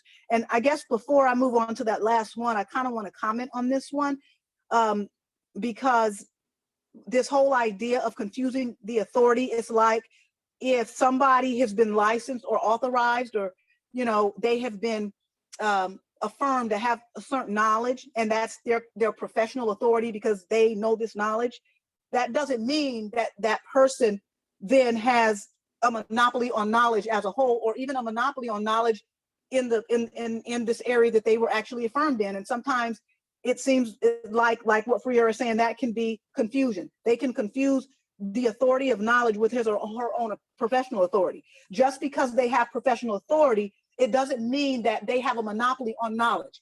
That the students can know, and that they can maybe even know something can come to them that the teacher doesn't even know. So this whole idea of this authority in regards to professional knowledge, it doesn't mean that they have authority just on knowledge in general, because any and every human being has a capacity and the ability to know and to own knowledge, but nobody has a monopoly on it. So I wanted to just, because I think I'll probably skip over that, but I wanted to make that, I was kind of thinking about that. Does anybody have anything they want to add to that before I move on to the next one? The teacher is the subject of the learning process while the pupils are mere objects. So these are some of the things that I thought about as I went, some of the things that maybe somebody might take away. The teacher teaches because I need someone to teach me. I cannot teach myself. The teacher knows what I cannot know myself. The teacher has knowledge and must bestow that knowledge upon me. The teacher thinks because I cannot think for myself. The teacher's thoughts are valid. Mine are validated only in the context of the teacher's thoughts. The teacher speaks what I cannot speak or communicate for myself. The teacher thinks because I cannot, again, I cannot think for myself. Validation of one's thoughts, it's the kind of getting rid of that. The teacher chooses because I cannot choose for myself. I cannot assess for my own personal need. The teacher provides discipline because I cannot discipline myself. So this whole idea that people can't govern themselves is something that, you know, somebody could take away from that, and maybe they might internalize it and not really realize it. The teacher acts. I cannot take the initiative to act for myself. So it's almost like this, as I'm kind of going through this process of thought, of inquiry, I cannot take the initiative to think about things, to reflect on things, and to act. The teacher is really, I'm kind of acting in the context of the teacher, or what the teacher says, or what the teacher concludes. The teacher chooses the program content. My path or mode of learning is chosen for me because I cannot choose it, nor can I know it for myself. Because someone has authorized, and then I put down here, because someone has authorized you as knowing, and I did state this earlier, does not give you authority over knowledge, even the knowledge you have been authorized to know. So just because you've been authorized to know a knowledge, it doesn't really give you a monopoly on that knowledge. Somebody else can come along, and inevitably there is someone, even if they have not been authorized, who probably, you know, also knows quite a bit, and maybe even more than the knowledge that you have been authorized to know. So, and then the last one here is the teacher is the narrating subject, the human being, the thinker, the speaker, the one who experiences, the one who acts. The students simply sit back, watch, listen, and speak when spoken to about what has been spoken, completely cut off from the learning process of inquiry, which leads to true knowledge. And that goes back to this paragraph that was on page 72, where it says, for apart from inquiry, apart from praxis, individuals cannot be truly human. Knowledge emerges only through invention and reinvention, through the restless, impatient, continuing, hopeful inquiry human beings pursue in the world, and with each other. Anybody have any thoughts? Okay, so I'll move on here. What I wrote here is, and then I'm going to jump down and kind of talk about this, because I think in this other paragraph here on page 73, where it says, it is not surprising that the banking concept of education regards men as adaptable, manageable beings. The more students work at storing the deposits entrusted to them, the less they develop the critical consciousness, which would result from their intervention in the world as transformers of that world. The more completely they accept the passive role imposed upon them, the more they tend simply to adapt to the world as it is and the fragmented view of reality deposited in them. Anybody have any thoughts on that? Okay, so I'm gonna just share some notes that I'll share some thoughts that I had, and then I'm gonna just kind of read two passages that kind of came to me as I'm kind of thinking about this whole process, about what we go through together as a collective, as a body, you know, as this called out citizenry that Paul talked about in Ephesians. So the banking concept of education is complicit in its shaping of the consciousness of how men and women see one another. And then I put here that this is the last paragraph on page 73. This is literally authority lorded over them. People have to be able to process the world. They have to be able to know it. They have to be able to verbalize it to become transformers of it. If they can't do those things, they can't transform their world. And and they can't be transformed. And so this whole banking concept of education hinders and blocks that whole process. Let's see here. When they can name their world, they have a measure of power over it. They realize that they can change it. This educational lording, characteristic of the system, causes a student to be transformed by the system itself. And so the thing that came to me is, there's two passages that came to me. One is in Romans chapter 8, verse 29. And that one, hold on, because I'm going to read this one, the Brit Kadisha as well.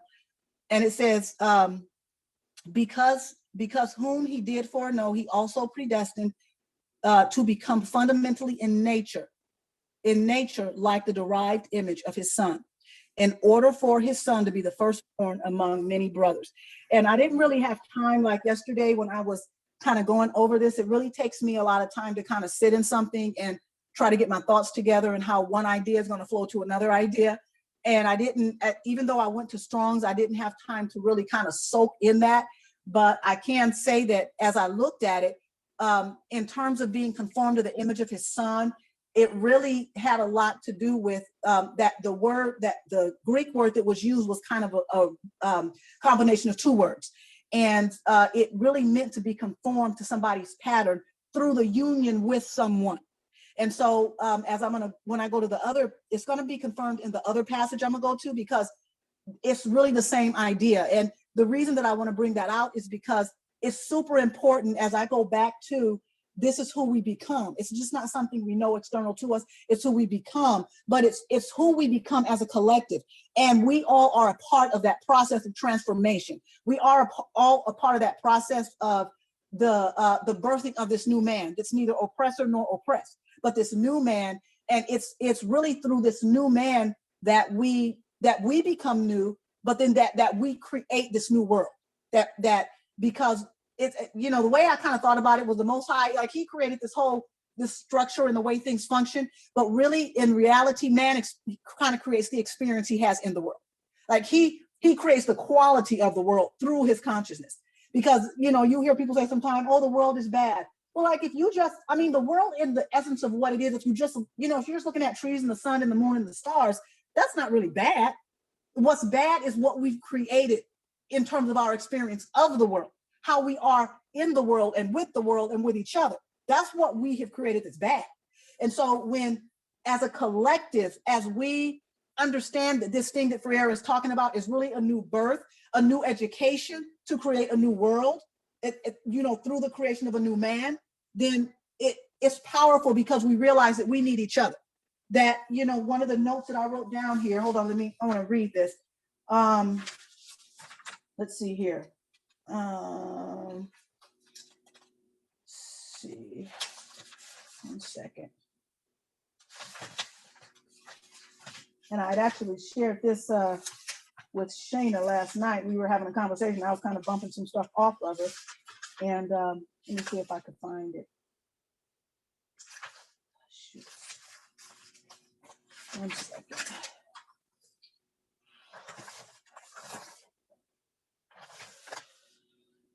Hold on. No, I don't. It doesn't look like, maybe I misplaced it somewhere. But whatever it was that I wrote, it really had to do with kind of, because I'm the teacher, that doesn't really give me the right to, it doesn't give me the right to know everything. It doesn't give me the right to impose my views upon somebody else. It doesn't give me the right to speak for somebody. It doesn't give me the right to create a narrative. It doesn't really give me any of those rights. As we change in this way, in this new birth, in this new man, we see that all of these things working together, as we allow everybody to have a part in that this is how this new collective is going to come about. And it's through that particular education that this new world comes about, so that the teacher is no longer the narrating subject, is no longer the human being, is no longer the thinker, is no longer, the one who does everything and experiences everything. It's the students are also, they also are involved in that process. And it is through that process that the whole collective becomes educated, comes into knowledge through this process of growth, this process of development. And as they do that, this is how this society, I believe, that the Most High wants to bring about through this transformed man. I believe that that's how this is created. So what I wanted to do was go again and read Romans chapter, I'm going to go to chapter 12 and read verse 2, because I think this is all part of this process. When I look at free air, I really see stuff. I just see how it's steeped in what is biblical. There's biblical principles just flying all over the place. And so in verse 2 of Romans of chapter 12, it says, and do not be conformed to this present age, this way of doing things, this banking concept, this, you know, what it's trying to do in us. Like Freire said, they want to change the consciousness of the individual, but not the conditions that oppress him. So be not conformed to this age, but rather be metamorphosed by the renewing of your mind, in order for you to examine and verify what is beneficial, good, and most satisfying, and the complete will of God. And that's how this Britt kind of shot actually puts it. And I just think it's powerful, because I think that's this process that is supposed to go on inside of us. That, you know, hopefully, even as for those of us who have kids who are in the system, and I'm in the system right now, that this helps me, because I can begin to identify these dynamics. And as I identify these dynamics, it really does help me to in some ways challenge those dynamics. And the same thing I think goes with our kids as they go to school, as you know, as they get older and stuff. What it will do for them as they learn things this way is it will give them the confidence to know that they are validated in the knowledge that they have, because through their own thought, their own inquiry, their own process of, you know, coming into knowledge, that is valid. And they get to name their world, they get to name their experience, and take that knowledge, whatever the teacher is presenting, and they get to own that in their own way, and they have the right to speak that. So I think that it obviously would, you know, give the kids more of a confidence going through this system, because we're all gonna, you know, I have kids who went through it and, you know, went to college and these things, and a lot of you, if you don't, you're going to have kids that are going to do that.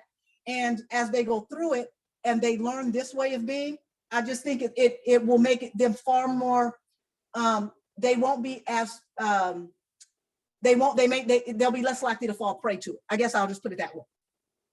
Because they understand the dynamics of all this and what is actually going on in this whole banking concept of education.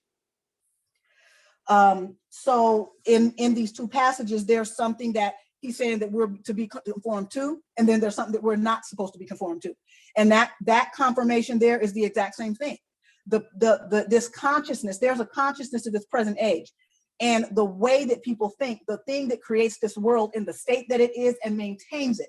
And it's in that he's saying, I don't want you to be conformed to this world, but I want you to be transformed by the renewing of the mind that I gave you, you know, so that you can prove the things that are acceptable to me. So I wanted to share that, because I, you know, again, as I read this, I really felt like a lot of this, you know, I could look at it and I say, man, this is, you know, a lot of this is biblical principle. Does anybody have anything anybody want to add to that?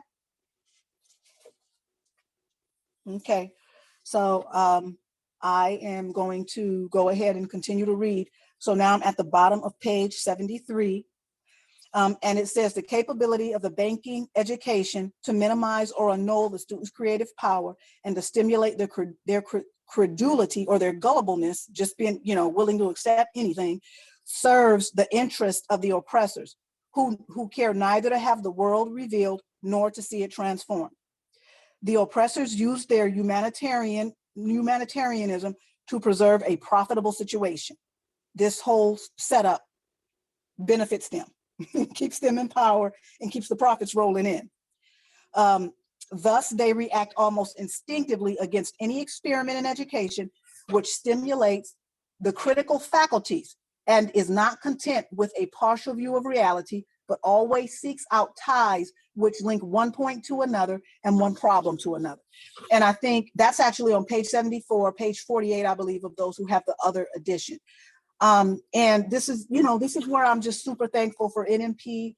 I'm super thankful for, you know, Brother Judah, Brother Tim, because just kind of going through this whole thing, I just see things way different than I used to. Like, I just see things like completely different than what I used to, and how I used to see things. And the things that we learn, like, it started out early on when, you know, Josiah and me first came, and not really kind of being able to articulate what NMP was, what they believed, what, you know, anything, you know, I was interested in the teachings, but I really wasn't kind of linking one thing to another thing. And so just the whole dialogue and what we're doing together as a collective, even tonight, is kind of helping me personally all the things we learn as I catalog those things in myself and store those things in myself, I go back as we learn in dialogue to connect one thing to another and one point to another, and it kind of helps me to see the big picture. And this is really what the banking concept of education is wanting to prevent people from doing. They don't want that. And it reminds me, and I think I mentioned this last week, of the young guy who's a geometry teacher, and they fired him. He's still there now, but like, he won't be back in the fall. And he was, he was a great teacher. But what he wanted to do was he wanted to teach math in a way where the students could use, he wanted them to think differently about math. He didn't want them to just talk about it and learn it the way that that the schools wanted them to learn it. And, one of the things he said, I thought that this was one thing, but they really showed their true colors. All they really care about are the numbers. Because if the numbers say that, the kids passed this test that you have to teach to, if they say, okay, the kids know this, then you're a successful school. Because the kids have allowed themselves to be these containers that are, filled, and the teacher has done a good job of filling the containers. And that's really the whole measurement of it. And it goes back to, the brief time that I taught in Baltimore. And you really don't have time to do anything else. You just don't. I mean, there's a certain way they want things done. There's a certain thing they want the kids to know, and there's a way they want them to know it. And so there's very little wiggle room that you have in terms of either relating it to the life of the student or helping the student understand the bigger meaning behind what it is that you're teaching. They don't get to know that because they just basically want them to know and be full of this stuff that you're filling them with. And as long as they can take the test and prove that they're full of those things in this banking concept, forget creative thinking, forget, the inquiry, forget all this stuff.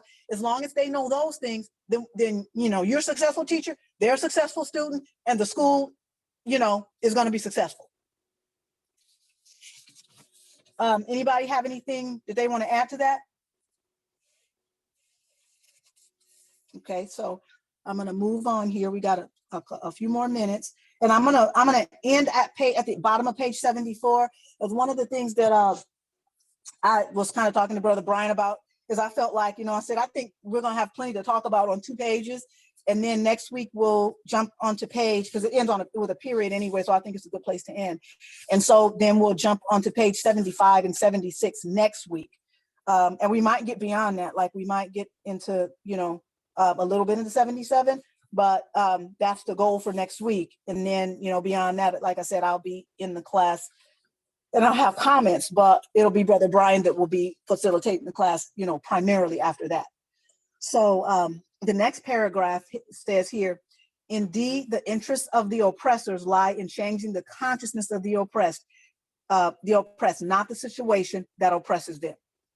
For the more the oppressed can be led to adapt to that situation, the more easily they can be dominated. To achieve this end, the oppressors use the banking concept of education in conjunction with the paternalistic social action apparatus, within which the oppressed receive the euphemistic title of welfare recipients. And euphemism, it's almost like describing something as one thing, but really is something else. It's like saying that somebody is underprivileged and not oppressed. It's you just kind of blanket over something and you make it kind of vague and kind of call it something else, but really in the essence of what it is something totally different. They are treated as individual cases, as marginalized persons who deviate from the general configuration of a good, organized, and just society. The oppressed are regarded as the pathology of a healthy society, the ones who are most oppressed, which must therefore adjust these incompetent and lazy folk to its own patterns by changing their mentality. Goes back to what I read a little bit earlier. They want to change the consciousness of the individual, but not the conditions that actually oppress them. These marginals need to be incorporated into the healthy society that they have forsaken. And before I make a comment about that, does anybody else does anybody else want to make a comment on that? Because the way that I had thought about it is I was reading that was kind of how, somebody does something different, especially, I mean, even if you think about somebody who may not be operating in the society the way that that it is generally thought about they should. Let's just say that there was somebody who was literally on welfare, like they were literally a welfare recipient, that they were literally, receiving benefits, and the way that they are categorized, like, lazy, incompetent, they want to live off the system, but they don't really realize the conditions that have made them who they actually are. And then here it says here, the truth is, however, that the oppressed are not marginals. They are people living, they are not people living outside society. They have always been inside the structure, which made them beings for others. And that's what the society does. That's what that's what this banking concept of education does. It makes us beings for others. It makes us, it shapes us so that we will accept these oppressive power structures, and that we ourselves will actually work to maintain those power structures. So it literally makes us beings for others, through this whole idea of paternalism, even from the time that kids go to school, like from the time they go to school. And we talked about this a little bit last week, how this whole idea of the teacher-student relationship, the way we think about it, it is pervasive in the classroom and out the classroom. You go throughout society, and especially in this country, and probably I would argue in a lot of societies, not just the American one. And you ask somebody what a teacher does, who a teacher is, what is a teacher's job, and you ask them what the student's job is. A lot of people will say the student's job is to sit there and listen. They don't know anything. Like, they're supposed to sit there and learn. And the job of the teacher is to teach. And if the two students don't learn anything, well, it's the teacher's fault. And I mean, I'm not saying that it's not. I'm just simply saying that, I think there's a lot that's put on the teacher and a lot that is put on the student. The teacher is made the narrating subject, the human, the thinker, the one that experiences, and the student is made an object. They just sit there and listen. They just sit there and get programmed.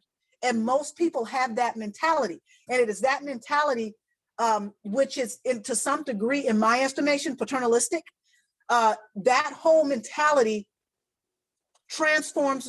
alters the consciousness of the student for this larger structure of society, that hopefully they're going to graduate, get a good job and fit nice and neatly into, and not make waves. Anybody have anything to say to respond to that? Okay, so I'm going to continue on here. We're almost at the bottom. The truth, let's see. Okay, so I read that part. The solution is not to integrate them into the structure of the solution is not to integrate them into the structure of oppression, but to transform the structure. And this is what this education is, this libertarian education. This is what this, the raison d'etre of libertarian education is. This is what it is in its essence, and this is both its means and its objective. This is the process and the end. So it says here, the solution is not to integrate them into the structure of oppression, but to transform that structure so that they can become beings for themselves. Such transformation, of course, would undermine the oppressor's purpose, hence their utilization of the banking concept of education to avoid the threat of student consciousness raising. And that is why, like, even when you see it, like it said earlier here, it said that thus they react almost instinctively to any experiment in education, which stimulates the critical faculties and is not content with the partial view of reality, that seeks out the ties which link one point to another and one problem to another. They begin to try to analyze and think things through and inquire and search and, ask and just try to figure things out. That's human, but the oppressor doesn't want that. Thus, this is the method that they use to squelch or to suppress that process so that they can continue to maintain these power structures that they've created, which is for their benefit and for their purpose. And so we are created as beings for others. And then the last paragraph here, it says, the banking approach to adult education, for example, will never propose to students that they critically consider reality. It will deal instead with such vital questions as whether Roger gave green grass to the goat, and insist upon the importance of learning that. On the contrary, Roger gave green grass to the rabbit. The humanism of the banking approach masks the effort to turn women and men into to robots. I'll just put it that way. Automatons. Can somebody pronounce that? Automatons. Automatons. It's like robots, androids. So anyway, the humanization of the banking approach masks the effort to do this to men and women. The very negation of their ontological vocation to become more fully human. And that is the mission of, I believe, humanity. That is the mission of the sons of God. That was, I believe, the mission of Israel. And unfortunately, this way of education, it rejects that, it dismisses that, it devalues that, it negates it. It doesn't look kindly upon it. And yet that is our ontological vocation, is to become more fully human. And that goes back to this whole concept of student-teacher, of teacher-student, and why we need to understand that this is not, again, like I said before, something that we know that we kind of look at it as this concept that we just kind of understand in our head, but we understand this as the essence of who we become. And when we understand it in the essence of who we become, we take it to every sphere of our lives. We operate in that, out of that consciousness in every relationship that we have, even if we are professionals, even if we are masters at certain things, and we've been authorized in our profession to be masters at certain things, we still take that attitude, because what it does is it validates humanity. It is an act of love. It is an equalizer, and it brings about, I believe personally, the relationship between man, the way that the Most High created it. In doing so, and helping to transform man and his consciousness, it equips us to intervene in our world and to bring about the society that the Most High has ordained for mankind to bring about ultimately. So that is the end of that. And what I plan to do, hopefully next week, we will get into the page 75 and 76. Does anybody have any comments, anything that you want to share, or any thoughts that you have? Okay, Brother Judah, Brother Bryant, one of you guys want to close out? Am I still on? Yes, Hello? ma'am. Yes, ma'am. Yes, okay. yes. I was nervous. I'm like, No, no. I was giving time for someone else to say anything. So I guess we can open the floor for a few seconds. I know it's late, but I mean, a lot of things were presented and brought out, and I just thought it was an excellent presentation. I've been quiet because writing notes and listening to you. I wish I could have. Well, it's recorded, so we can go back and listen and take notes as well. But sometimes you want to get things when they fresh off the press. A lot of things that you brought out, were awesome. I know you can't. I know you can't go through the whole entire reading, which is okay, which is fine. You're going to be there with us, bringing your points and your references across for the next few weeks if we're still in this chapter. But you're going to truly be missed. Not next week, but the following week, you'll definitely be missed because everything you brought out, and I encourage everybody to go back to the recordings on our YouTube channel as well to listen to all the things that was brought out, because they're good studying tools. You can hear the stuff that the sister has presented, even the dialogue that Elder Judah, Elder Tim, Comrade Nazrani, and Ak Ish had this evening. Those things, you might hear certain stuff inside of it, like certain gems. You can go and jot that stuff back down and put it in your quiver, your arsenal, in order to strengthen your debates or your conversations when dealing with people, as we come and go and are out and about and stuff like that. But what the saying goes, you don't have to what it say? You don't have to it ain't hard to be understood what's already explained or something like that. But everything you said was I know I probably butchered it up, but everything you said was very eloquent. It was all great. Even especially the dialogue that you and Sister Shayna had. So I was just listening the whole entire time, and just especially when you brought up the comment or the argument about the consciousness, it just is not rooted in the classroom.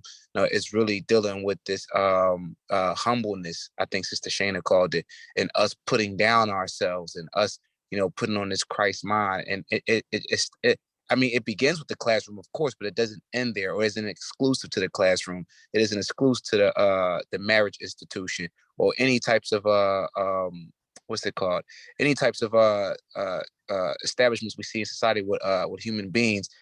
This whole ideal of humbling ourselves and becoming this new man is not exclusive to none of those things. I mean, but it can be incorporated with all. So I just thought it was an excellent presentation, Sister Elder Kaya. I really did. And I appreciate you. But with that, I yield. I guess I'll get the floor to somebody else until that closing time, and then we'll close out. But for right now, I yield. Thank you so much. Yeah, thank you. I praise the Most High, because I think a lot of times, and I think I shared this, I think the first week or the second week that we were in class, and I mentioned this, I don't know how many people remember, because people were sometimes people were talking about their struggles. And whenever there's something like this that I'm going to do, it's like before the time, I'm always just so full of anxiety and so full of stress and so full of, it's a lot, sometimes fearful, it's like that a lot of times. Like tonight, I had myself a little drink before I started. I said, okay, calm yourself down. And it's just like, okay, Father, I'm just gonna trust you on this one, but it's going through that. And so I say that I covet your prayers, because that is a personal struggle that I have every time before any kind of presentation. And it's just, sometimes it just almost seems overwhelming. So I just, I definitely covet your prayers on that one. You do great, sis. You do great. Like, you open doors that I know I'm gonna speak for me. You look at it differently, and I like the way that you bring stuff out, and then just give an alternate view of what I'm thinking is being said, and so I can appreciate that. So well, praise the Most you High. did well. Your drink worked. You did well.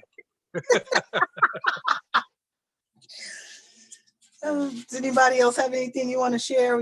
I guess we got like 7 minutes or something.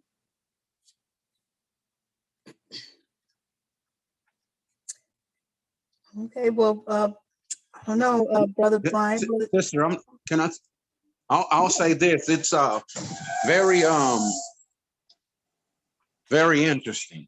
I mean, it really is. It's just a continuation of the way Elder Judah, Elder Tim, the way the school was set up to be, and it helps you to think. Yeah. Every day when I'm doing stuff and looking at stuff, and it opens your eyes, and as you pray and you ask God, you end up attending these classes, and those questions you have get answered. Yeah. It really does, but I appreciate it. Yeah. Yeah, and I'll add to that, because again, I go back to the, this way that we, even with this that we're doing right now, it is extremely effective in just helping us learn. I mean, it's super effective, because we all get to process our thought. And I think it goes back to this whole thing that I think Freire said over here on page 72. Again, apart from inquiry, apart from the praxis, individuals cannot be truly human. Knowledge emerges only through invention and reinvention. And it's like, as we know and re-know and re-know, and we talk and we dialogue and we we rethink what we thought about, and then that changes, and then how we know the world, our experience changes, and then things change again, and they evolve again, and we go through this process again, and then things are reinvented. That's the way that we come into knowledge. And so I think that's just really powerful, because that's kind of what we're doing through going through this book. And I really hope and pray that we can go through other books like this. Like, I was actually thinking the other day, because I read most of the communism in the Bible. I read most of it. I didn't read all of it, but most of it. But like, even to be able to go through some of these books together and talk about some of these books, because I know Brother Judah said that if we read this book, Communism in the Bible, and I think he said Capitalism Must Die, or was it the Capitalism, the highest, imperialism, what's the title of that thing? Capitalism, the highest, imperialism, the highest form of capitalism or something? I don't remember the title. It was 3 things he said. I don't remember what they were. I just came in. Y'all was talking about something I said? Yeah. I was saying how beneficial and helpful that this setup, this structure that we have is, and how I feel like that this really does help, at least me. I can speak for myself. This really helps me to learn and retain knowledge more than other, you know what I mean? Just like a setup where we're just like listening. It's helpful because I think it's almost like a practicum in some way, kind of, not really, but kind of, sort of. And so it really does help. And I was saying that I was thinking about the book. There were 3 things you said that if we really wanted to understand what NMP is about, what we stand for as a collective, we need this book, Communism and the Bible. And I think either the last one was either I don't know if it was Communism Must Die or Capitalism, the highest imperialism, the highest form of capitalism. I don't know what the third one was. I don't remember. But there were 3 things that you mentioned. Yeah, I believe it was Capitalism Must Die. Okay. It was the basic, that was real basic fundamentals of how the system right works. Yeah. Right. So I was thinking about how kind of we're going through this, and just being able to, even books like that, like if I know it's a while before we get to know this book, but and then it might be a break and then we go through something else. But I think kind of going through these things, it really does help me personally, and I'm thinking it does other people too. It helps us to be able to process what it is that how we understand things, and then I think it equips us so that when we go out somewhere, or even just we're out in our daily, doing what we do, at least for me, it gives me more confidence in having an answer in season and out. Like if I'm questioned about something, or, where do you go? I don't really, what do you guys believe? To be able to really articulate what that is. So I was talking, I was just kind of responding to a comment, and I was just agreeing with it because it really does help, and I'm super thankful for it. Well, I'm thankful that I'm glad to hear that. I'm excited to hear that. Yeah, that's the hope. Yeah, that's the hope. Of the classes, the book readings. Yes, I'm excited. I'm thankful to hear that. So I definitely pray it is edifying for others as well. Yeah. So next week we will start on pages 75 and 76, and we have like about a minute or two. Does anybody have any thoughts? And like before we close out, I guess Brother Judah, I'll have you or Brother Brian close out. And if nobody else has anything they want to share. Nobody want to have anything to say? Remember, dialogue. No, I think it's good. I enjoyed it. I was stepped away just briefly, but Okay, that's okay. For the most part, I heard it. I was just at another computer and it went out. Our battery went out, so I had to come to another one. So okay. Okay. I enjoyed it. I love to hear it. I just love to hear, just in fact, hold on one second. I'm sorry.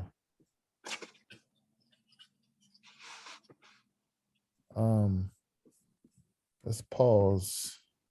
Close out with I like to close out with the prophet Jude, verses 24 and 25. Okay. And again, we'll be back, God willing, next Thursday, same time. And the sister's going to conclude her reading, just about wrap it up. I'll facilitate the following weekend. But I mean, I gave you a standing ovation when he was done, although you can't see me. But again, it was an excellent presentation. One of the things that one of the things, yes, man, praise the Almighty, praise the Most High. And one of the things that was always my issue growing up is that I had a problem with like male teachers. I just couldn't learn. And I mean, because when I was raised, my grandma, you know, she kind of raised me not half my life, but majority of my life, like from one, like I say not one, about like from 2 to about like 7. You know what I mean? She raised me. And because then my mom and my aunts, they taught me. So I was like more I was more easy to learn from women until I got older, you know what I mean, out in the real world, you know, all my uncles and them, you know, it was what it was, but I was more, you know, prone to learning from women. So when I hear sisters teach with a lot of education, it take me back to what the class that we had last evening when Elder was speaking about how the sisters becoming educated, and as they become educated, they have to go out and they have to teach and they have to, because, you know, to some people it's helpful because some people can't get everything from brothers. You know what I mean? When it comes to like hands-on work, mechanics and stuff like that, and you know, I can watch brothers and okay, I got that. But sometimes when it comes to these books, like hearing sisters speak, sometimes to me, it just because how I was brought up, it helps me better.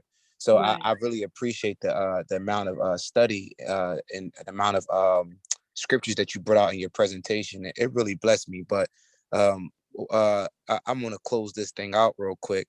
And I'm going to read Jude 24 and 25 out of the King James Version of the Bible. Jude is only one chapter, but verses 24 and 25. And it reads, now unto him that is able to keep you from falling and to present you faultless before the presence of his glory with exceeding joy. To the only wise God, our Savior, be glory and majesty, dominion and power, both now and ever. Amen. Amen.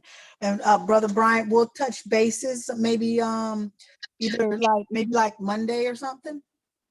Yes, ma'am. Sounds good. Sounds good. Absolutely. Stuff around. So other than that, thank you. You know, it's been a blessing. I really enjoyed tonight, and you know, it's just really enjoyed being in the assembly of the believers.